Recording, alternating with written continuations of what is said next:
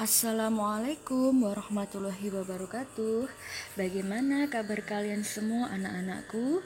Semoga selalu dalam keadaan baik, sehat, dan yang pasti tetap semangat untuk mengikuti pembelajaran virtual secara online. Ada pepatah yang mengatakan jika tak kenal maka tak sayang. Jadi untuk pertama kali saya akan memperkenalkan diri saya terlebih dahulu. Perkenalkan, nama saya Mawadah Muhajiir, tetapi anak-anak biasa memanggil saya dengan sebutan Bu Mawa. Alamat rumah saya terletak di Jalan Sultan Agung, RT 3 RW 3, Desa Sambi, Kecamatan Denggerejo, Kabupaten Kediri. Di sini saya mengapu mapel pelajaran prakarya dan kewirausahaan kelas 11 semester 1 Madrasah Aliyah Ma'arif Udanawu Blitar plus keterampilan. Sebelum kita memulai pembelajaran, kita awali dengan membaca doa terlebih dahulu. Berdoa dimulai. Selesai.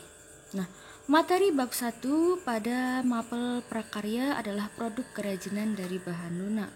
Mungkin di antara kalian ada yang tahu apa sih pengertian dari produk kerajinan dari bahan lunak?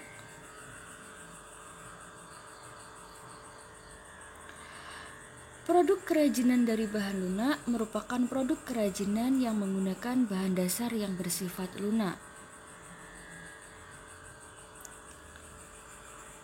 Berdasarkan bahannya, produk kerajinan yang dari bahan lunak itu dibedakan jadi dua. Yang pertama, bahan lunak alami adalah bahan yang diperoleh dari alam sekitar, contohnya tanah liat, serat alam, dan kulit. Sedangkan yang kedua yaitu bahan lunak buatan adalah bahan untuk karya kerajinan yang diolah menjadi lunak, contohnya bubur kertas, gips, fiberglass, lilin, sabun, dan spons. Berdasarkan teknik pembuatannya, produk kerajinan dari bahan lunak itu dibedakan menjadi 5. Yang pertama adalah membentuk. Teknik membentuk biasanya digunakan untuk membuat karya kerajinan dari tanah liat. Macam-macam teknik membentuk itu ada 3. Yang pertama, teknik coil. Yang kedua, teknik putar. Dan yang ketiga, teknik cetak. Teknik selanjutnya yang dapat digunakan untuk pembuatan produk kerajinan dari bahan lunak yaitu teknik membordir.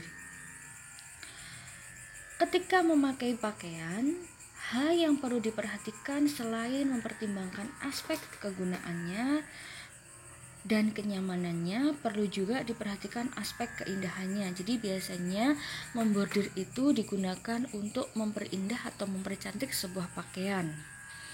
Yang ketiga adalah teknik menenun. Teknik menenun pada dasarnya hampir sama dengan teknik menganyam.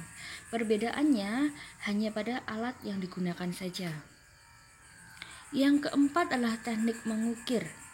Teknik mengukir adalah teknik kegiatan menggores, memahat, dan menoreh pola bahan permukaan benda yang akan diukir.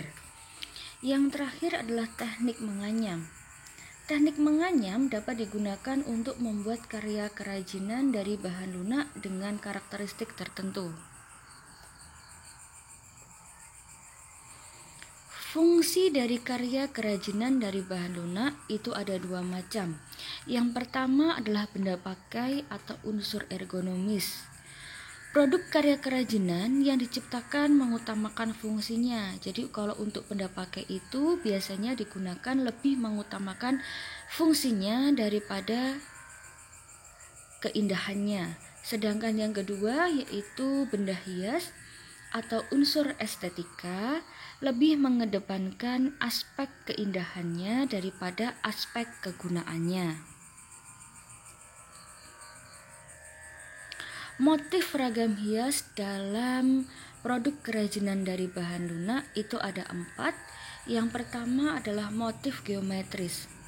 Motif geometris adalah motif yang memiliki bentuk teratur dan dapat diukur menggunakan alat ukur. Yang kedua adalah motif realis. merupakan motif yang dibuat berdasarkan bentuk nyata yang ada di alam sekitar. Yang ketiga adalah motif dekoratif, merupakan motif yang dibuat dengan tujuan mengolah suatu permukaan menjadi lebih indah.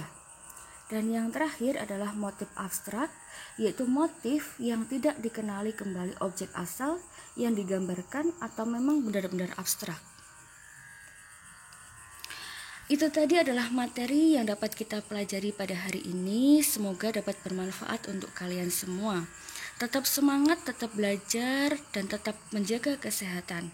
Sekian dari saya, kurang lebihnya mohon maaf. Assalamualaikum warahmatullahi wabarakatuh.